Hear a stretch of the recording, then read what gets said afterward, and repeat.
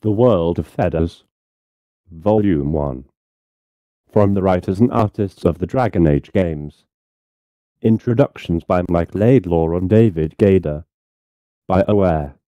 Project leads: Ben Gelinas, Nick Thornborrow. Writing: Joanna Berry, Sheryl Chee, David Gaider, Ssylvia Feketekuty, Ben Gelinas, Mary Kirby, Lukas Kristjanson, Karin Weeks. Editing: Cori May, Carlo Lynch, Mary Kirby. Cover art: Nick Thornborrow. Artwork: Joanna, Marc Holmes, Ben Huen, Fran Gaulin, Keum, Sunkim, Ville-Valter Kinnunen, Steve Klit, Casper Conneffel, Matt Rhodes, Tom Rhodes, Ramil Sunga, Nick Thornborrow.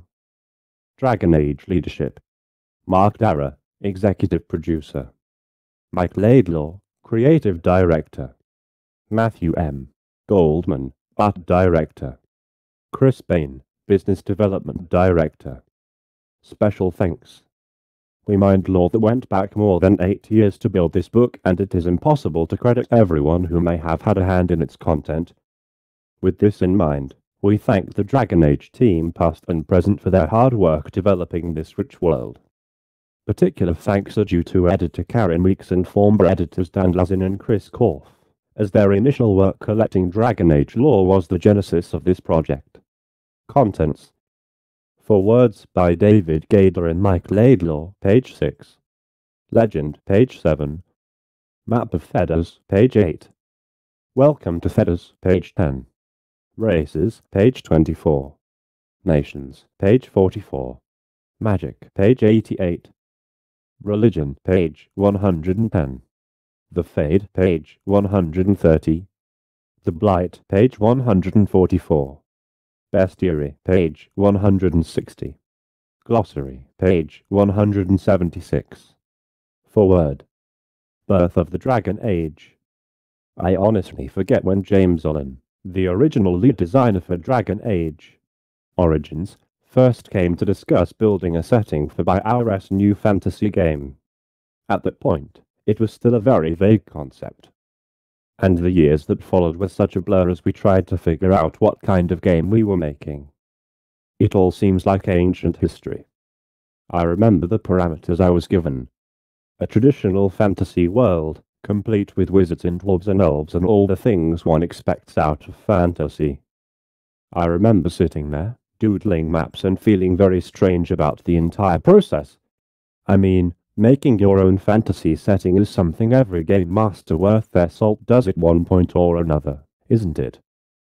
You don't have to worry about someone else's baggage affecting your campaign, or be concerned that your players might know more about the setting than you do. You get to start from scratch, mixing the elements you like most into your flavor of fantasy world. The real question was, what would those elements be? Outside of the parameters I was given, and the necessity of this being a setting for a game that you can play in and not just read about, I wasn't sure. This wasn't some homebrew campaign, but something millions of people would experience. Who does this sort of thing as part of their job? It seemed a little surreal. What I eventually settled on was a setting grounded in realism. What if our own history had magic and elves and dwarves? It's not really our own world, obviously, but I wondered how people would realistically cope with neighbors who could cast spells and summon demons. How would they react to people who were inhuman? How might Christianity be different if, instead of Jesus, it had been founded by Joan of Arc? What would it mean to have fantasy religions where gods were not known entities who provided spells to believers, but instead required faith in their existence? I wanted to subvert some of the common fantasy tropes while still keeping the conventions recognizable: elves who had been brought low rather than remaining aloof and immortal, dwarves who were conniving political schemers rather than stout-hearted Scotsmen, mages who were feared for good reason. And the best part, everyone on the team was on board with the idea. Discussions led to the creation of the Quinari and the Blight. The nation of Fairalden as the location for the first game appeared, and concept art started to bring to life what had previously only been scribbles on paper. What tabletop world builder gets that? Seeing Thedas evolve from where it began in becoming a real thing, until it finally went out to the fans and was embraced wholeheartedly by so many, has been the highlight of my career. I look forward to seeing where we take it next. David Gaider, lead writer. The Evolving World of Thedas. The book in your hands covers a huge swath of the Dragon Age world. Races, politics, nations, it's all here. Ruthlessly fact-checked, beautifully illustrated, and artfully arranged. Every section contains all new content that explores and expands upon the world of Thedas. Most of the amazing art pieces have never been released before this. Also included are many narrative sidebars written specifically for this compendium by our writing team. Some shine lights on unexplored corners of the world's rich history. A few hide hints about the future of Dragon Age, which, well, that would be telling. Suffice it to say that we've long held that Dragon Age is not a world coming to an end. There are more stories to tell and more places to visit. The team has very consciously seeded the world so that we have a vast array of intriguing locations at our disposal when deciding where to set a new comic series, novel, or game. There is a larger scale plan for how the world will evolve, but we always want it to be growing, not coming to a conclusion. This book, then, with its tantalizing new information, is just another step on that journey. Thanks for coming with us. Ben and Nick here at BioWare, along with the incredibly talented folks at Dark Horse, have created something very special. I sincerely hope you enjoy this deep dive into the world of Thedas as much as I've enjoyed watching it come together. Mike Laidlaw, Creative Director. Though written in World, the volume's main text is in one, objective voice.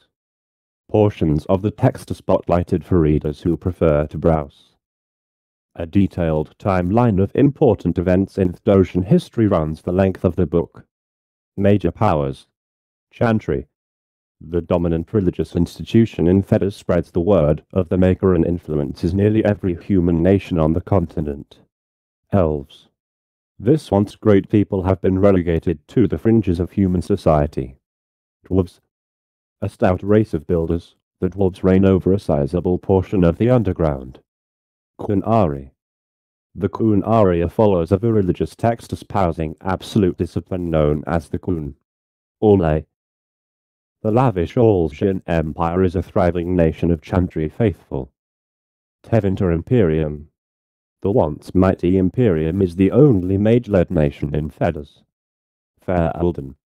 This relatively young nation with barbarian roots is the birthplace of Chantry prophet Andraste. Antiva.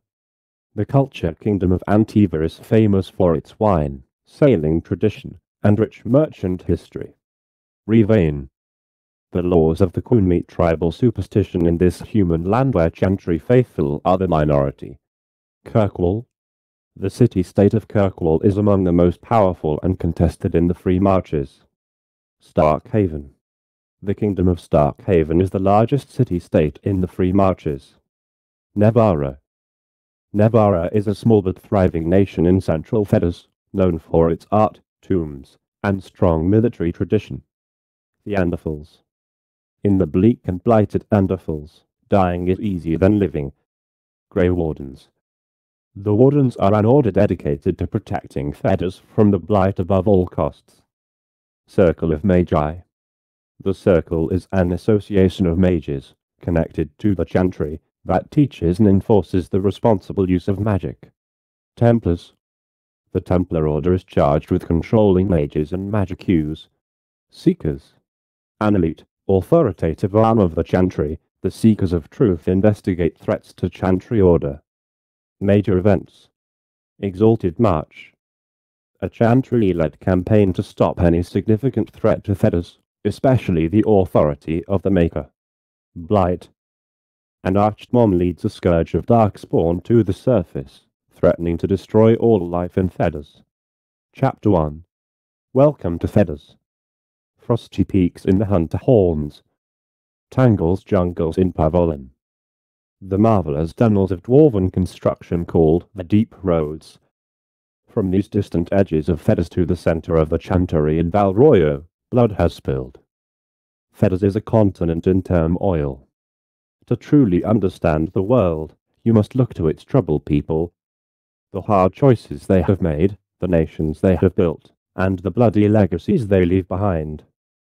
When there isn't a would-be empire threatening war, there's the darkspawn scourge roaring to the surface, threatening to kill everyone, borders be damned. Then there's magic. Mages might not be able to choose their gift, but every nation has ways to deal with it.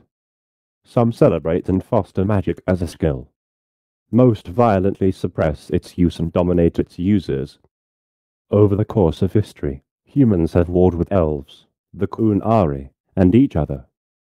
These myriad conflicts have shaped territories and generations of intolerance and oppression, while religion, be it belief in the Maker, the Kun, or any number of pantheons, elevated some societies to power and left others in ashes. A brief history of Thedas. Over the course of human history, 5 blights have threatened to destroy Thedas. The earliest known points of Thosian history are documented in partial texts and old stories that only hint at the reality of these ancient times. Dalish keepers and the dwarven shaperates speak of a Thedas entirely devoid of humans, a time when elves reigned over the land, and dwarves ruled the underground. When humans came, everything is said to have changed. What peace may or may not have existed gave way to all-out war, and humans nearly destroyed the elves with the rise of the Tevinter Imperium. This first human empire and its worship of the old god spread across Thedas. The elves either fled to the far reaches of the continent or were enslaved. The might of the Tevinter magocracy was unquestioned for generations until the Blight. Prevailing knowledge teaches that the unchecked power of the Tevinter magisters specifically, their attempt to touch the realm of the gods, triggered this threat to all living things. This incorrupted the magisters who entered the Fade, returning them to the waking world as the first darkspawn. The old gods they met in the Fade were likewise cast out and locked away underground. The darkspawn, twisted creatures of singular purpose, sought to unearth the trapped old gods. The first to wake was Julet, who took the form of a blighted high dragon known as an Archmon. He led the darkspawn to the surface, taking an unspeakable toll on the dwarves before terrorizing the humans and elves. Julet brought humanity to the brink of destruction before a newly formed horde known as the Grey Wardens managed to defeat the Archmon and end his blight. The first blight lasted 100 years, greatly weakening the Imperium. When the prophet Andres led an army of barbarians to attack from the south, the Imperium no longer had the strength to defend itself. Andres proclaimed that magic must serve humanity rather than rule over it, a direct challenge to the Tevinter way of life. Railing against the Imperial magisters, Andres called the old gods lies and blamed their worship for the blight. Her teaching spread quickly, and much of the Imperium crumbled before her armies. When Andres burned at the stake, her martyrdom only fueled faith in her cult of their Maker. At the start of the Divine Age, another old god awoke and a second blight began. Emperor Draken, of the new nation of Orlais, became humanity's defender. As he pushed back the dark-spawned hordes with his armies, his own power grew, and with it, the influence of the chantry he created in the name of Andres. Draken enlisted mages, who eventually formed the Circle of Magi. They harnessed their magic to smite the darkspawn, and, alongside the Grey Wardens, killed the Archmon. The second blight was over. It was during these troubled times that the influence of the chantry spread and solidified across much of Thedas. The religious body, which preached Andrastes' chant of light and worship of their Maker, became so powerful that even the Imperium converted, although they would later split to form the Imperial Chantry over differing interpretations of magic's role in society. Over the ages, 3 more blights ignited and threatened the surface world, only to be stopped with aid from the Wardens. In between blights, the schism between the Chantry and the Imperial Chantry led to a series of conflicts between Orlais and the Imperium. Their warring accomplished little for either power, and was put aside with the landing of a mysterious new race who called themselves the Kunari. The Horn Giants, who follow a strange set of rigid ideals, sought to convert Thedas to their way of life. They possessed superior technology, and in a great war, cut into the heart of Thedas. Together, the human nations of Thedas pushed the Qunari back to the continent's fringes, forcing a fragile peace between the Chantry and the Qunari that has persisted for 2 ages. Only the Imperium would not relent, and tensions with the Qunari persist there. By the time the 5th Blight struck in the early years of the Dragon Age, it had been generations since Thedas faced an Archmon. The Warden ranks were considerably thinner as respect waned. Somehow, 2 young Wardens and a united Fair Eldon beat impossible odds to kill the new Archmon and stop the 5th Blight from spreading across the continent. In the Free Marches and Ole, meanwhile, tensions between the Circle of Magi and the Chantry arm of authority known as the Templars were coming to a head. Shortly after the end of the 5th Blight, an apostate mage destroyed a Chantry temple in Kirkwall. Further unrest in the Olgian capital of Valroyo led to a battle in the city's circle between Templars and high-ranking mages. When it was revealed that the divine head of the Chantry had all but supported the mages in this conflict, many Templars and Seekers severed ties with the Chantry, spelling an uncertain future for all. History of the Exalted Marches. An Exalted March is a call to arms declared by the ruling divine. It is named for Andrastes' Exalted March on Tevinter. Although Chantry faithful have not historically been forced to fight, there has been significant pressure to join past marches, for fear of otherwise being branded a traitor to the faith. Exalted March of the Dales. 2. 10-2. 20 Glory. The Exalted March of the Dales began in 10 Glory after the Elves of the Dales captured the Olgian city of Montsmond and marched on Valroyo. The Chantry called for war against the Elves. It became known as the Exalted March of the Dales. Ole was the only nation to provide troops. Despite considerable Elven victories, the Elven capital of Sheryl was conquered and the Dales were crushed. The Olgians uprooted Elven settlements and forced the Elves into human settlements or a nomadic life. The Elven nomads came to be known as the Dalish. Exalted March on Starkhaven. 2. 80 Glory. Into 15 Glory. Starkhaven's King Ferus, with backing from Tevinter allies, attempted to invade the rest of the Free Marches. Ferus failed to conquer any neighboring city-states, despite launching multiple campaigns over several decades. Eventually, the Imperium took matters into its own hands, removing Ferus from power and taking Starkhaven for itself. Suddenly, Starkhaven was everyone's problem. The Chantry called an Exalted March into 80 Glory to free Starkhaven from its Tevinter invaders, and Starkhaven regained its independence following a short bloody battle. Exalted Marches on the Tevinter Imperium. 4. 40 Black -5. 10 Exalted. In all, 4 Exalted Marches were called on the Imperium. The Chantry was so focused on the marches that they named an entire age after them. In 40 Black, the Chantry called the first march to combat the magic-friendly nation's perceived heroism. Over many years in 3 more marches, Chantry-backed forces made it well into Imperium land. But they fell short of conquering the seemingly impregnable capital of Minrathis. In the end, the marches did little more than solidify the ideological divide between the two nations. The Exalted Marches on the Imperium ended with the beginning of the 4th Blight. The new Exalted Marches. 7. 25-7. 84 Storm. This series of 3 marches on the Qunari began after they landed in Thedas and swept across the continent in a bid for expansion of borders and influence. The period was significant in that it saw the many nations of Thedas, including the Imperium, working together to repel a common threat that wasn't a blight. The Imperial Chantry dispatched troops to retake Seheran, while Andrastian Chantry forces focused on freeing Rivain. The second march was called in 7:52 Storm and ended in disaster. Chantry forces were pushed back and the Qunari captured most of Antiva. The Kunari weren't finished. They sailed south on the Amoranthine to Ostwick. Their plan was to overwhelm the Marcher cities of Starkhaven and Kirkwall, Starkhaven to block the roads leading north, and Kirkwall to block ships on the waking sea coming from Orlais, all in an effort to deny supplies to the Thedas armies assaulting Rivane.